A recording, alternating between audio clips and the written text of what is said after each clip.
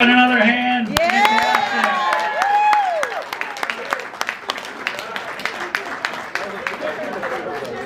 So now you see that what I was talking about wasn't bullshit. So next is someone that's been a good friend of John. Good golfing buddy, fellow Penn State band clanner, a great Irishman, and the guy that never met a bottle of vodka he didn't like, Jimmy Farrell.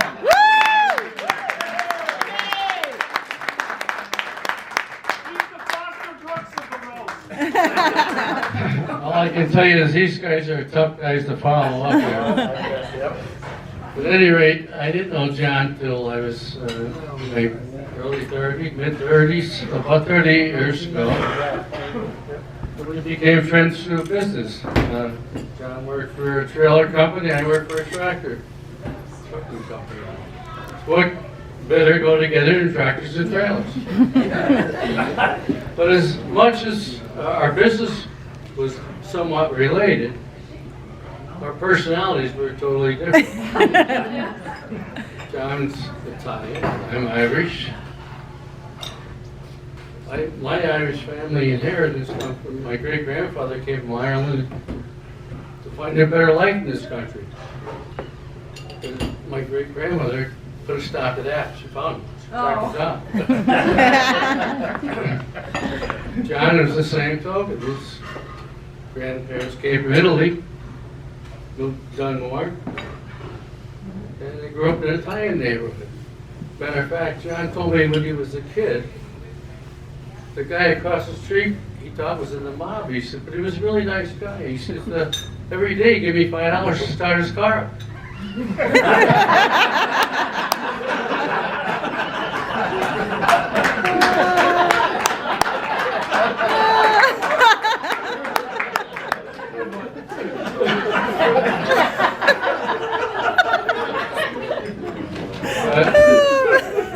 We did become good friends, and we discovered we did a lot of things in common. We like to bowl, we like to golf, we like to go to Penn State games, and we like to have fun and tell jokes.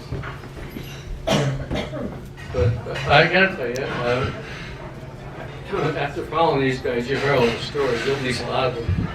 But the best story I remember with John is, I think I told it here, 50th birthday party. We went to a two-man tailgate at Penn State because every time I ever went before that and after, it was always 4 to 5, 6, 7, 8 to 12 people. So this one game, John and I went together as a two-man group. And I think we got Eddie Case's parking spot to the handicap zone, right? So we go down we're going in a totally different way than we normally go. We're going onto the four-lane road, 322. And John says, I'm going to take a shortcut, maybe we'll go by Joe Paterno's house. And we make a left on this side street off at 322 and going on that road about 2 blocks and we get hung up in a traffic jam, no place to go. So we try to turn around, go back out 322, and go back into the main road, and the road's completely blocked. John says, well, stop the traffic so we can get out. I said, that's not my personality. I'm an easygoing mellow guy. He said, okay, you drive, I'll go out and do it. And sure enough, he gets out of the truck and he walks out 2 blocks to the main 4-lane road and he stops traffic at both lanes. And he's waving our block out. And sure enough, as soon as I get out there with his car, and he jumps in the truck and showing us the finger and cursing and yelling, but he could do that kind of stuff, I couldn't. So then we ended up going to our two-man tailgate. It was only him and I, and he had all the meatballs and the pasta and the sauce. I brought eggs and peppers and bread. And we're tailgating and we're dancing, the music's playing, we're drinking. And before you know it, we're hopping, we're having a good time. And all these other people start coming over. You guys, you're by yourselves, you have such a good time. Well, come and join us. Huh? That's all it was. That's all it was. But anyhow, I'll tell you two more stories. One time John and Jen were going Christmas shopping at the mall. I think it was in Philly or Allentown, wherever. John gets kind of lost. Whatever, we don't get lost. We got a lot of shopping to do. So she can't find John, and she calls him on his cell phone. She says, "Where the hell are you?" He says, "Well, you remember 10 years ago we went shopping at this mall, and we went to that jewelry store, and you fell in love with this diamond necklace, and I told you I'd love to buy it for you, but I can't afford it right now, but one of these days I will." Jen gets real teary-eyed. "Oh, yes, I remember."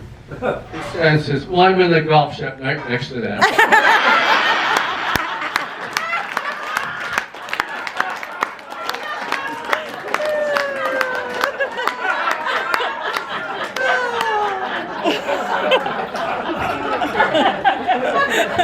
And I'll tell you one more golf story about John and his dad. I don't know if this is true, but I heard it.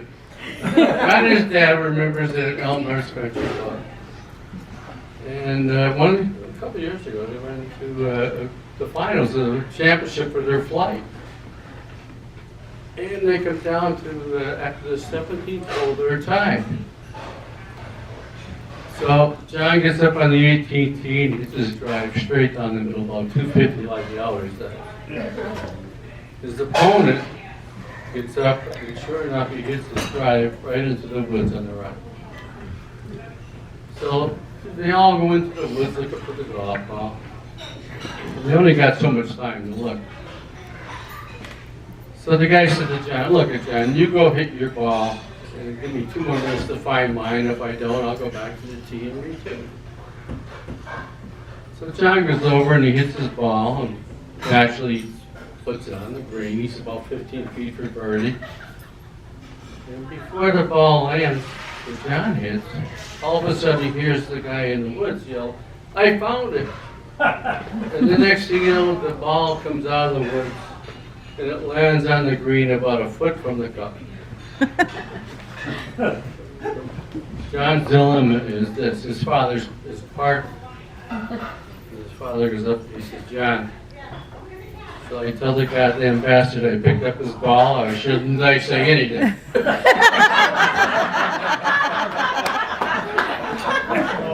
That's all.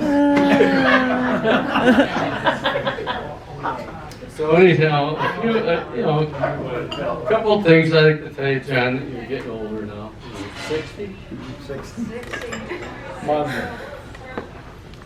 Well, some of the warning signs, you're old. Like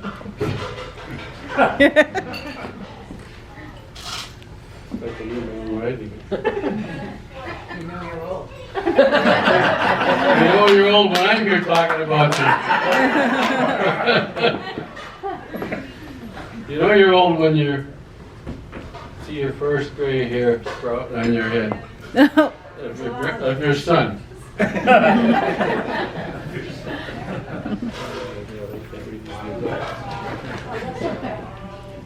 any rate,